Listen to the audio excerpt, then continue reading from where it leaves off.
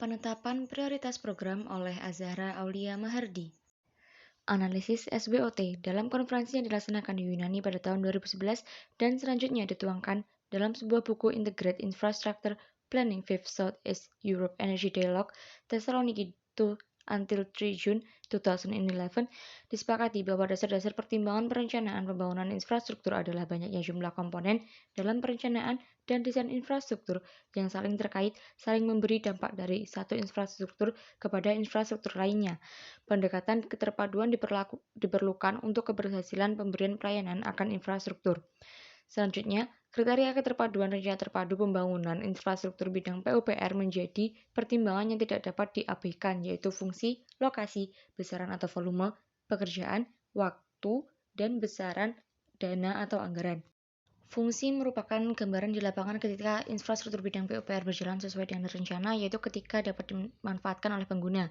Lokasi adalah tempat di mana infrastruktur PUPR dibangun atau aktivitas ekonomi kawasan berada. Besaran atau volume berfungsi dalam memberikan pelayanan. Perhitungan rinci besaran infrastruktur bidang PUPR dilakukan pada tahap perencanaan yang tentu saja melalui koordinasi dengan pelaku kepentingan pada aktivitas ekonomi yang dimaksud sehingga seluruh kebutuhannya dipenuhi tepat pada waktunya. Waktu pembangunan infrastruktur bidang PUPR harus dilakukan sesuai atau tepat dengan waktu sehingga tidak terjadi keterlambatan pengembangan wilayah atau kawasan atau investor tidak dapat berproduksi setelah menanamkan investasinya atau bahkan produk yang tidak dapat disalurkan sampai ke konsumen. Besaran dana atau anggaran adalah hasil perkalian antara besaran atau volume pekerjaan dengan unit cost yang berlaku di lokasi di mana infrastruktur bidang PUPR akan dibangun. Kewenangan atau pembagian urusan. Lampiran Undang-Undang Republik Indonesia Nomor 23 Tahun 2014 tentang Pemerintahan Daerah Butir C. Pembagian urusan pemerintahan bidang pekerjaan umum dan penataan ruang. 1. Sumber daya alam atau SDA. 2. Air minum. 3. Persampahan. 4. Air limbah. 5. Drainase. 6. Pemukiman. 7. Bangunan gedung. 8. Penataan bangunan dan lingkungannya. 9. Jalan. 10. Jasa konstruksi. 11. Readiness kriteria. Analisis QSPM merupakan alat analisis yang digunakan untuk memutuskan strategi yang akan digunakan berdasarkan dari kemenarikan alternatif strategi yang ada. Perhitungan QSPM didasarkan kepada input dari bobot matriks internal-eksternal serta alternatif strategi pada tahap pencocokan. Secara konsep, QSPM menentukan daya tarik relatif dari berbagai strategi berdasarkan seberapa jauh faktor keberhasilan kunci internal dan eksternal dimanfaatkan atau diperbaiki. Daya tarik relatif dari masing-masing strategi dalam suatu alternatif dihitung dengan menentukan pengaruh kumulatif dari masing-masing faktor keberhasilan kunci eksternal dan internal.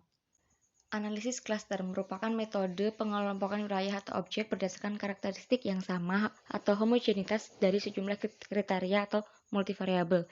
Jenis skala data yang dapat digunakan adalah interval atau rasio. Metode ini dapat mengelompokkan sejumlah besar wilayah atau objek dan dengan data atau indikator yang jumlahnya besar. Tujuan analisis klaster.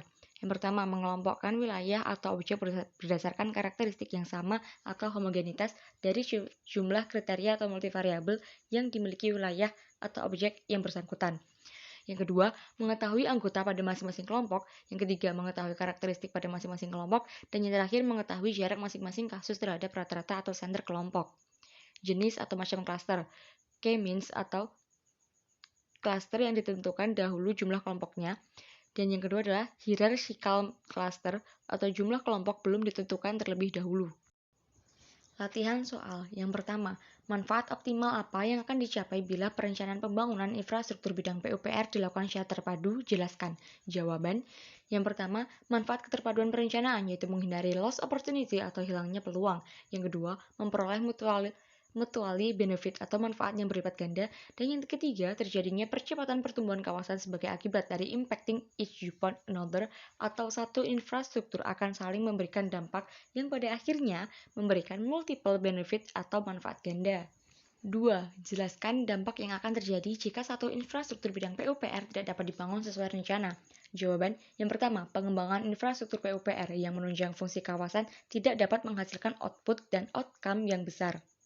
Yang kedua, terjadi keterlambatan pengembangan wilayah yang dapat berakibat pada tidak adanya investor yang berinvestasi. Dan yang ketiga, tanpa infrastruktur bidang PUPR keberhasilan akan sulit dicapai. Dan yang keempat, terjadinya kesenjangan antara wilayah atau kawasan. 3. Dukungan infrastruktur bidang cipta karya apa saja yang dibutuhkan oleh sebuah kawasan dengan tema pariwisata? Tuliskan secara berurutan sesuai dengan ranking prioritasnya. Jawaban yang pertama, aksesibilitas. Yang kedua, sanitasi serta peningkatan kualitas pemukiman di sekitar kawasan wisata. Yang ketiga, mengakomodasikan target pengembangan keperwisataan. Dan yang keempat, pembangunan ruang-ruang publik. Sekian materi yang dapat saya sampaikan. Terima kasih dan sampai jumpa.